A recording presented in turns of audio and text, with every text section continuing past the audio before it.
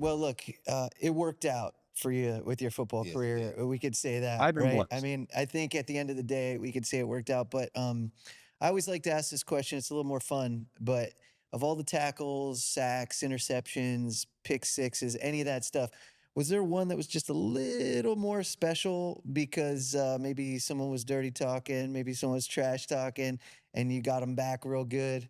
And you're like, yeah, that's what I'm talking about. You got in that end zone, or you put him on the ground, and you Yeah, gave him the I mean, business.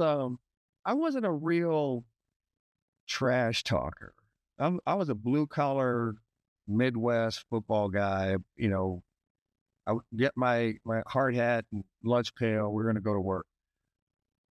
I played against a lot of guys that talked a lot, Yeah. and it was always nice. I mean, I remember my first fight in a game. It was against Webster Slaughter. I Oh, mean, he Webster was just Slaughter, played for Cleveland the Cleveland Browns. Let's Browns, go. little receiver. He was nice. And I remember he just talked, man, just talk. I said, dude, shut up. And he just kept talking. I said, okay, listen, man, I'm gonna give you one more time. One more time. I go to the huddle, we come back. I don't know. I can't remember if they threw the ball his way or not. He comes back and he's like chirping on me just as we're walking back. And I just turn around, uppercut him Yeah. Oh, wow. Straight a couple times. And so we get in a little scuffle on the field. And then not knowing, and none of the fellas ever told me, is that, when you fight on game day, you get a FedEx package on Oh, that's Wednesday. right. Well, that FedEx package is your There you fund. go. Yeah, there it is. And I was like, okay, well, I remember once I got my FedEx package, I was like, okay, I'm not throwing any more blows on game days anymore. That is never going to happen. Like, they taking my money Yeah. like that. So that I taught me a lesson, but and there was a lot of guys that, like, I remember hitting Warren Moon. We were at a nickel dog, and I came underneath the defensive end, and they did not see me. Warren didn't see me. I caught him under the chin, and back then, you could pick him up and shoot Yeah, flail, and slam. this power driving my helmet into his face Oh, mask, man. right? Yeah, and I mean, I remember that one like vividly. Like, I can still remember that one like vividly.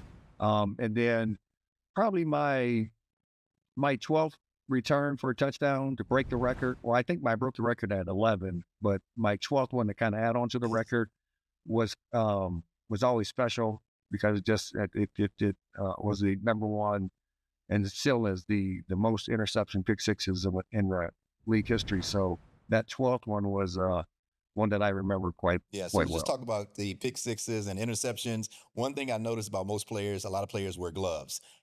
When I'm thinking back when we were teammates, I don't remember you really wearing the gloves. I remember you maybe taping your fingers.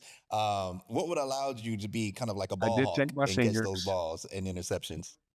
Well, the gloves they got now, man, it's like Yes, Oh, yes. scam. yeah. Those are free catches. We call them I free know them catches. gloves they're Yeah. unfair. They're unfair. Like those things, you can't tell me guys are so good that they can Yeah, catch the a ball with 3 one-handed fingers. catch over the head with Little, the yeah. they can catch a ball like Yes. this. I'm like, man, nobody's hands are that strong. When the ball's coming at a velocity and a 60 yards down the field, ain't no Yeah. way. But I mean, I did take my Yes. fingers. I did that. So I take my knuckles. I would take those. I definitely did it in training camp. And if it was openly hot out, I would do it in the game because we didn't have That's great right. Yeah. gloves. I mean, I remember probably the stickiest gloves I ever wore in a game were scuba Okay. gloves that I wore in the wintertime that had, they had the rubber part of it, but those weren't really great. So we really never had the great gloves that they have today where, did I wear gloves? Yeah, I did wear gloves. But I wish they were like I the know ones they that's got right. You could today. add on to those I would have interceptions. like Yeah. 85 pitches. You would have had 26 more pick sixes, right? Yes. Probably. I mean, those gloves today are crazy. Yeah, Yeah. technology sure has changed. Sure. It has, Mark. Well, look, Rod, what do you think allowed you to have such a long career? I mean, your career touched 3 decades. That's a lot for any one player.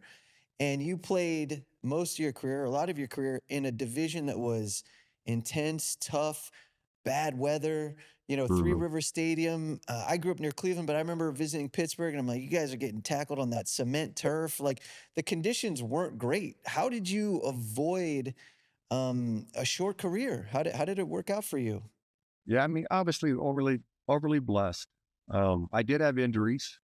I remember having my first injury was after my third year in the league. I had a counter defect in my left knee, which is a chip in the cartilage in the joint. Once you chip that, I mean, I played the whole year with it, but every time I would bend my knee, this pain would shoot up through my left part of my leg, all the way up to my arm, and it would just shoot up there. And I remember going to the team doctor for the Steelers, saying, "Hey, I got this issue with my knee, and it's been swelling up a little bit. I can feel the little particle in my knee." Um, and he was like, he was like, he's never seen it. He'd never seen this injury to the knee before. So I went to my agent, and he said, "Listen, I know a guy, Dr. Stedman, in Vail, Colorado, U.S. ski team doctor. He Okay. sees this type of injury quite a bit." And I remember going up there, and I remember the first thing he said to me was, "3 months for the rest of your life." And I was like, "What?" He was like, "I need you to be off your leg for 3 months because the knee can't heal as we're walking around as human beings. The knee, every Yes. time that you step, your knee pushes down and Grinds. it Yep. pushes the fluid up from your knee, and you need the fluid to, to heal the knee. So you have to be non-weight bearing for 3 months."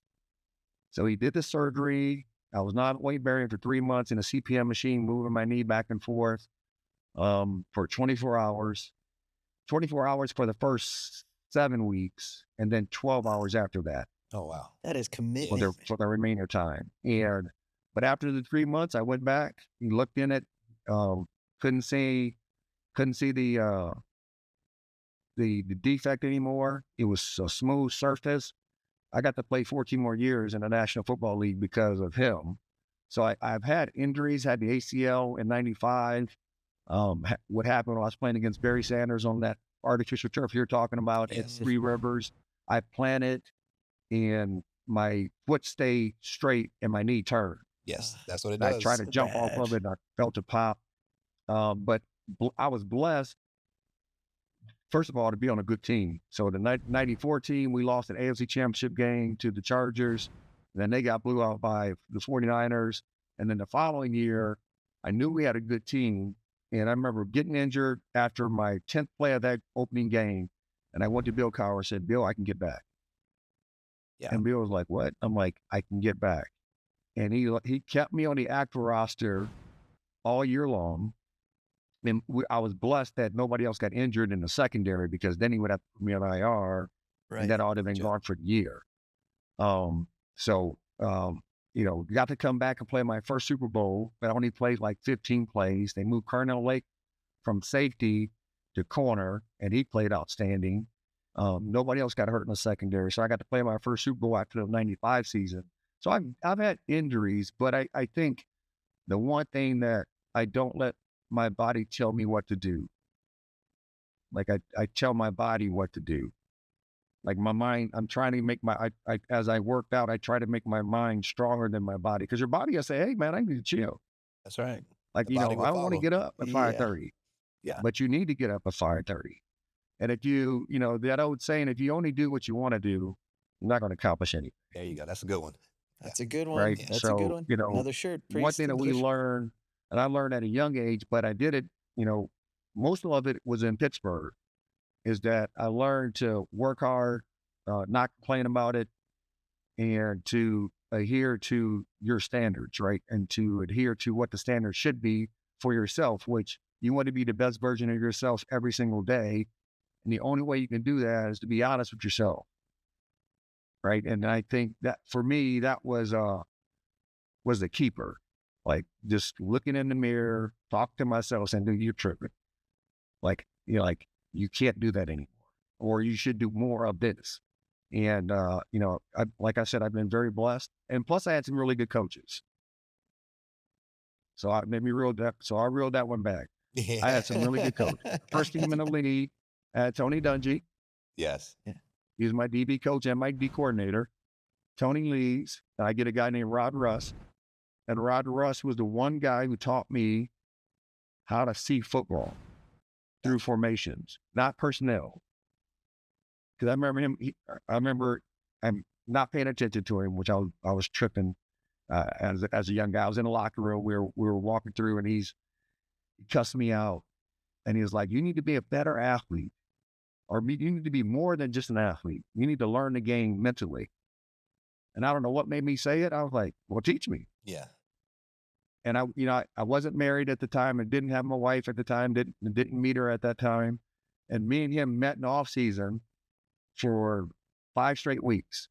And I remember his first question to me was, "How many formations can an offense get into?" I'm like, 750. I don't know. He was like, "How many eligible receivers?" I said, 5. He said, "They ain't getting 5 formations." I'm like, "What?" He said, "Don't worry about the personnel groupings, because they try to fool you with the personnel groupings and move people around, and they'll finish a certain way." He said, "But 5 formations, 2 by 1, and it doesn't matter if they're wide or condensed. They can get in. You can get in what we used to call slot, which now is more triples, Yes. right? Because they got tight end here, 3 receivers would be over here, but it was 2 receivers.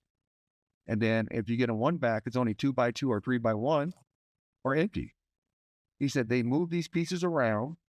They have a fighter formation, and they only run about 6 or 7 plays out of that. But they'll run the same plays from different personnel groupings, Different moving positions. different people around. And I'm like, "What?" He's like, "Yeah." And then we start watching film, and I'm like, and it took me 4 weeks to get it, Yeah, right? light Because I couldn't bulb. believe it. And that green light clicked on. Yes. I'm like, I looked at him, I said, "That's all they do? This is it?" You're Yeah. like, "Yeah, you just got to believe it when you see it." Yeah. Yeah. I'm like, oh, right after that, 7 straight Pro Bowls. That's Look at that. incredible. Wow. Great stuff right there. Awesome. Breaking news from Bet365. New customers bet $5 and get $150 in bonus bets. Win or lose. Sign up, place a bet for $5 and get $150 in bonus bets. Bonus bets can be used on the spread, player props, futures, and so much more. Hey, do you have a gambling problem? Call or text 1-800-GAMBLER in Arizona, Colorado, Illinois, Indiana, Kansas, Kentucky, Louisiana, Maryland, North Carolina, New Jersey, Ohio, Pennsylvania, Tennessee, and Virginia. Or 1-800-BETS-OFF in Iowa. 21 plus only, 18 plus in Kentucky. Please gamble responsibly. Must be present in Arizona, Colorado, Iowa, Illinois, Indiana, Kansas, Kentucky, and select parishes in Louisiana, Maryland, North Carolina, New Jersey, Ohio, Pennsylvania, Tennessee, and Virginia. $10 minimum deposit required. Terms and conditions apply. In-app only.